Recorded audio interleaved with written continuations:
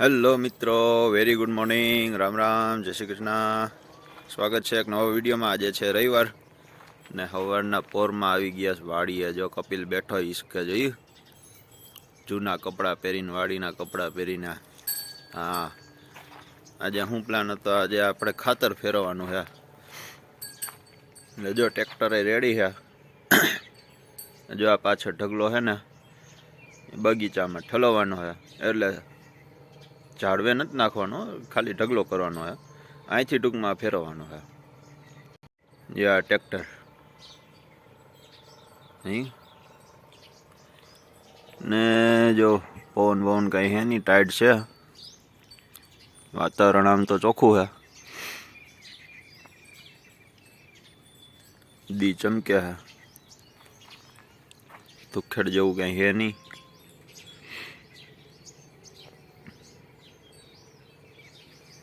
હા, લઈ લે.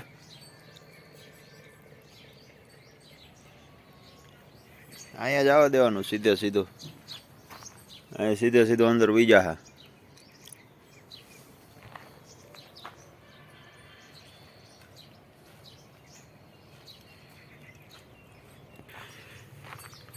એ હારું ગાયોને અંદર રાખી હે. અહીંયા બહાર કાઢી નથી હજી. એવું લાગશે તો જો માં બાંધી દેવું તડકે અહીંયા.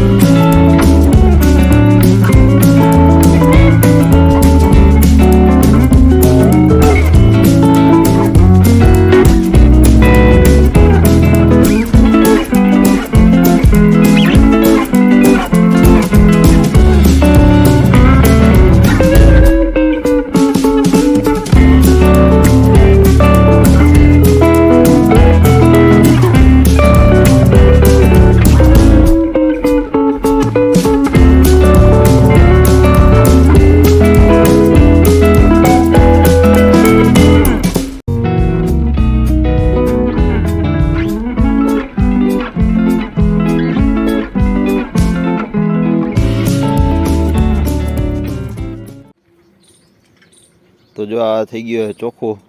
એટલે હું અહીંયા જરીક ટ્રેક્ટર વારવામાં ઘાણી થતી હતી.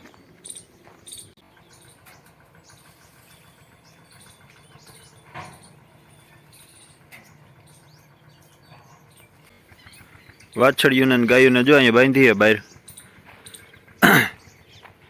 જો અહીંયા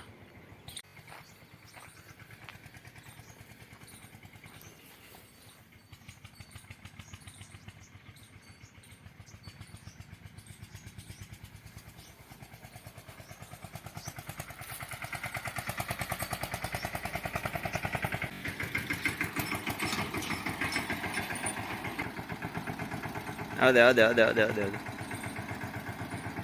આમનું દબાય. હવે આમનું દબાય.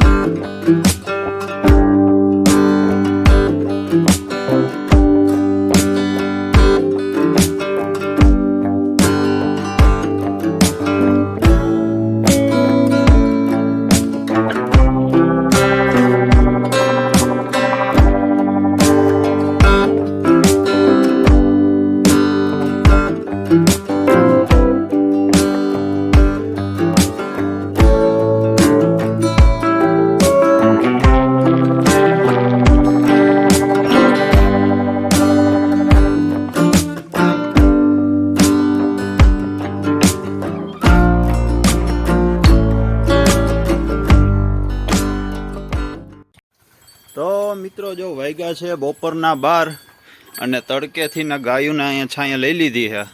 ખાતર ભરાઈ ગયું છે. અહીંથી થયા ટોટલ 5 ફેરા. જો છેલ્લો ફેરો થલવા ગયા છે અને એક અડધો ફેરો અને એક બીજું ખાતર જો માં છે.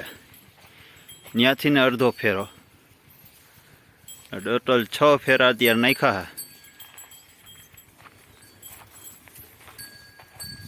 જામફળ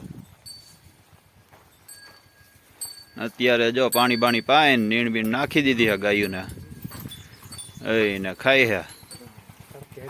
હા, તડકે હતી. આ છેલ્લું ટ્રેક્ટર ઠલવાઈને આવે છે. હવે અત્યારે ઘેરે જાહું, જમશું, થોડોક આરામ કરશું,